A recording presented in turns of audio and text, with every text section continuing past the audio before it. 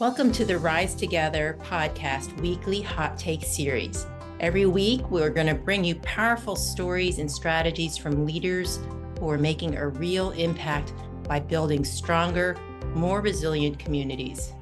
Get ready to be inspired, motivated, and equipped with the tools to thrive in both your personal and professional life.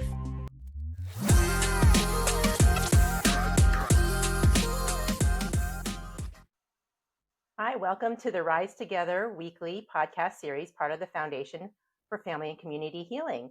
So I'm so glad today to reintroduce my guest, Shae Noble, back to our podcast. Shae, welcome back to Rise Together. Thank you so much for having me, Sanna. Well, we talked about you coming back on because you're entering or you're endeavoring in a new phase of your work. So can you tell us all about that and what about it most specifically that feels so relevant and energizing for you right now?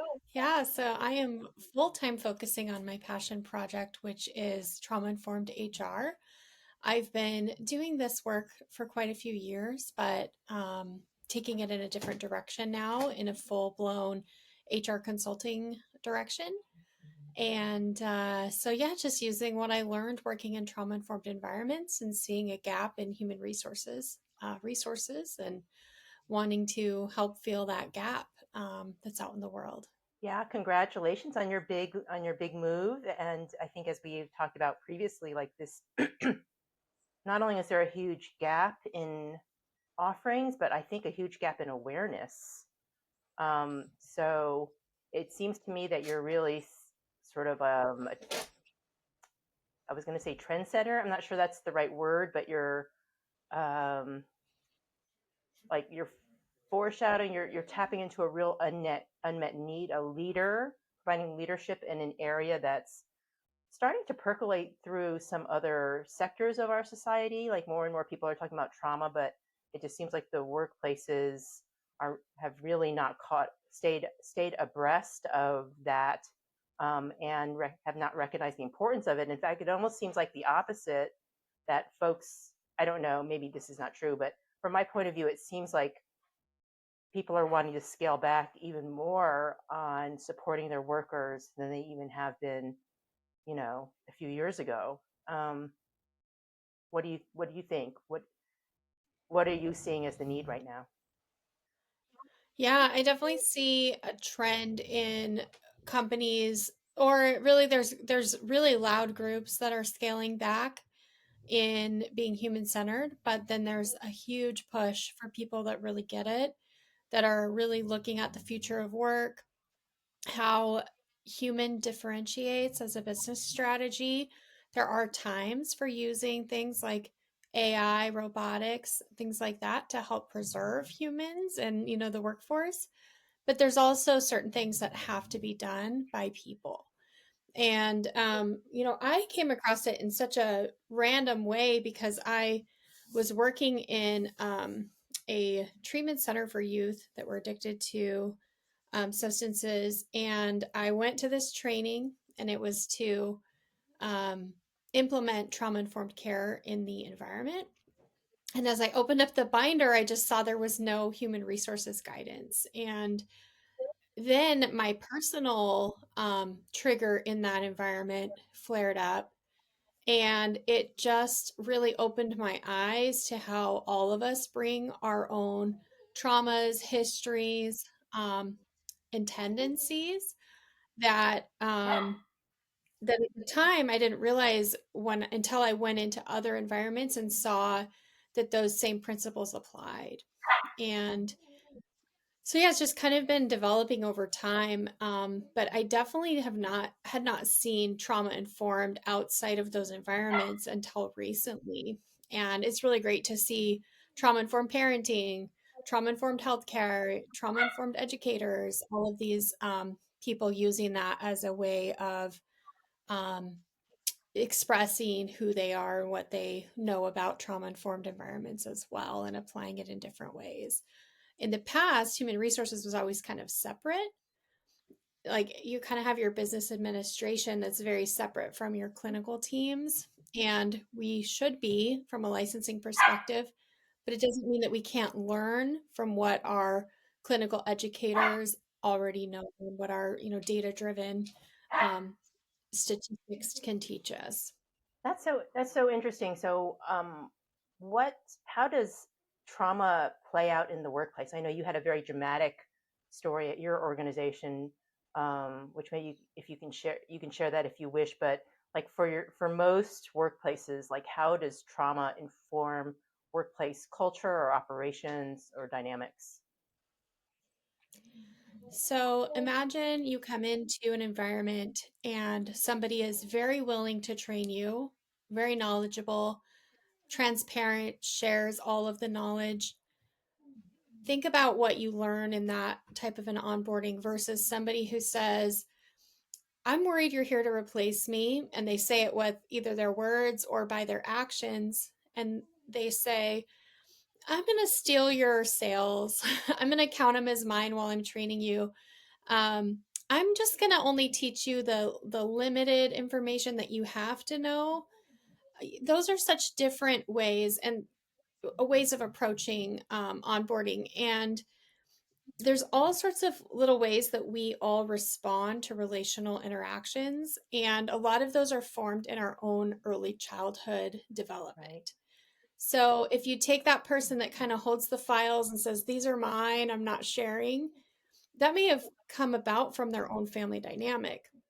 Where somebody who's maybe too open and doesn't have boundaries, that can be problematic as well. So I'll see it show up in certain elements when I'm meeting with the leadership team and hearing about the culture. I might hear, we're having a really hard time with burnout. People just won't take vacation. Or I'll hear people say, I would love to take a vacation, but I can't. If I do, this place will fall apart. Right? There's like little indicators in the culture, and also in the ways that policies and procedures are formed. And a lot of those kind of bubble up into human resources. And we handle a lot of the human elements that need to happen behind closed doors and in sensitive ways. It does help the environment, I think, for people to have that safe place to share when they have something personal going on, and that they don't need to like kind of blurt that out in the environment, just to anybody, that they have a private place to kind of process it before they share it with their manager. And then on the flip side, there can be not enough transparency, and there can be too many conversations behind closed doors. And you can really take any area of human resources, recruitment, onboarding, compensation, employee relations, labor relations, and all of these have little elements that you can tweak to just be more human centered, more trauma informed, and just create a better work environment and a better sustainable workforce, that they're going to want to stick around, and you won't lose that knowledge when they leave and go on to another company. And does does employee relations include leadership training, management training? I mean, do you work with the Employee relations, yeah, that would be more probably like coaching and development. Um, Employee relations is really more about how to handle um, policy violations or a lot of those interpersonal dynamics. And then labor relations is when you actually have a union contract in place. Mhm. So that's kind of the difference between them. Yeah, and that trauma, especially if it's playing out at the leadership level or management level, can affect the whole culture.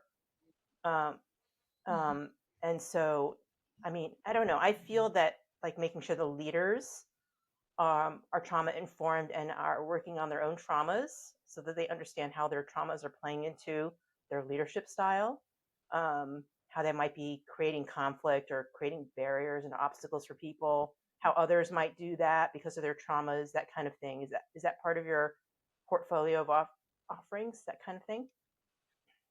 Yes, for sure. The leadership team really sets the tone for how employees hear that they can behave in the environment. So if they're seeing their leaders not take vacation, or they're seeing their leaders burn the midnight hour, they're also going to feel compelled to do that. And it really is just like with, children, they'll say you learn what you do, not what you say. It's the same way. If you're not modeling the type of worker that you want to have in your environment, then you're not going to end up with the same result. And so, um, definitely working with the leaders to understand that not everything's a fire, and that we can calm down, we can slow down. Um, we put pressure on ourselves as leaders to get things done right here, right now. And doing that then creates a really stressful environment for workers because they're getting multiple, not only what they know from their own professional licenses, but now they're getting the messages from above that say, you need to do this now. And so it makes it really difficult for them to manage their workloads. And then they end up burning out, quitting, creating drama for other employees, or creating coverage issues. And so there's a lot that leaders can do to model appropriate leadership and appropriate responses to things that happen in the work environment, and then that will create just a little bit more peaceful and calming culture. And the opposite problem could be true too, right? Minimizing problems and issues and, no, it'll be okay. Well, that's just how they are, explaining away toxic behavior, etc. Yeah. Oh, I've seen some real horror stories. Like, for example, when a company doesn't respond to misogyny in the workplace, then that employee manager who's basically gotten a slap on the wrist, now is empowered to bring more women in the workplace and continue to hire and treat them poorly because they know that they're going to get away with it. Yeah. And it shouldn't take somebody filing a lawsuit to address those types of behaviors. And it can become really systemic really fast. And then, companies, when they do get those big lawsuits, they'll go bankrupt, or they'll end up spending just a ton in legal fees when really it could have just been addressed at the individual level. So, can you give some examples, success stories, of where you've been able to intervene before something really evolves into a full blown crisis? Yeah. I was working for a mission driven nonprofit in healthcare, and it's a very stressful time given the political environment that we're in. And so there's a lot of attacks coming from the outside, but also internally there was some leadership changes. There was a little bit of fear from management to the employees and vice versa, because it was just an entirely new landscape that they were navigating. And so one of the first things I did was stop any of the projects that were for process improvement, because we can end up with the Christmas ham situation where someone's, cutting the roast to put in the oven, and it's just based on somebody's past pan size versus the actual current situation. And so first thing I did was, in meeting with the HR team, was saying, let's slow down, let's remove any of these process improvements, let's focus just on our core day-to-day work that we have to do. And that freed up some bandwidth, so that with the leadership team who wasn't really sure if they could trust this HR team, they now could gain trust because we could quickly address a new problem that we had to address like that week. And so we were able to turn around week after week, whatever that high priority was, and gain trust. And in the meantime, start developing relationships. I always start with the HR team first, because I feel like, as the housing of policy enforcement and a lot of those private, really sensitive situations, we have to have our own house in order before we can start cleaning up or addressing any challenges in other departments. And so I always start with the HR department and getting that team trusting leadership, leadership trusting the HR team, and having that reduction in pressure. That really set a foundation for, then we could start turning our attention to the other departments that really had silos. They were also experiencing that distrust. And in the end, they were able to find really solid solutions and just create much more peace throughout the organization, and calm and trust and transparency. Great.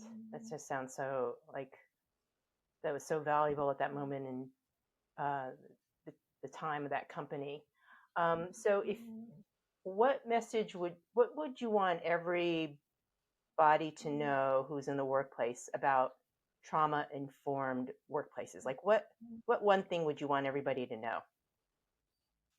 I think the most important thing is that it is still new. It is still being developed. It's not hasn't been established for a long time, which is a good thing too, because we can get caught in old patterns. But it's also something new. So just because somebody's trauma informed doesn't mean that they're not going to still have challenges or they're still going to do things that might cause harm.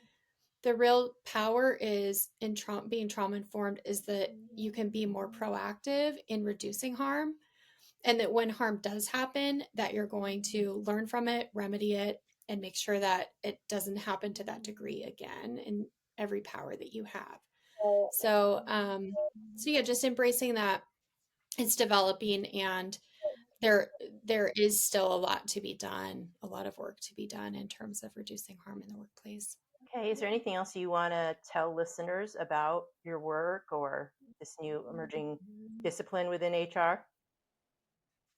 I would just say that if you're curious about it, connect with me. I would love to engage in dialogue. I'd love to hear ideas. I'd love to share. And you can find me on LinkedIn, Instagram, Facebook, and I would love to just connect with everyone.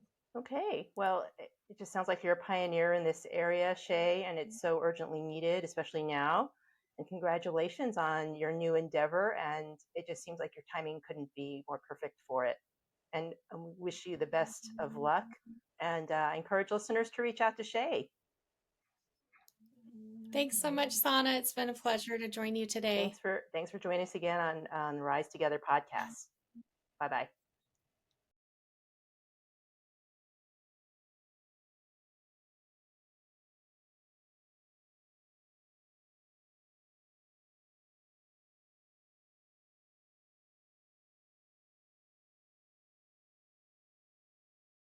Thank you for joining us today on our Rise Together podcast weekly hot take series.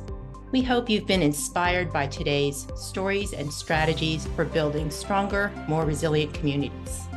Remember, resilience isn't just about bouncing back. It's about growing through every challenge to become bigger and better. If you've enjoyed this episode, please make sure to subscribe, leave a review, and share it with somebody who could benefit from these insights. Stay connected, stay resilient, and we'll see you next time.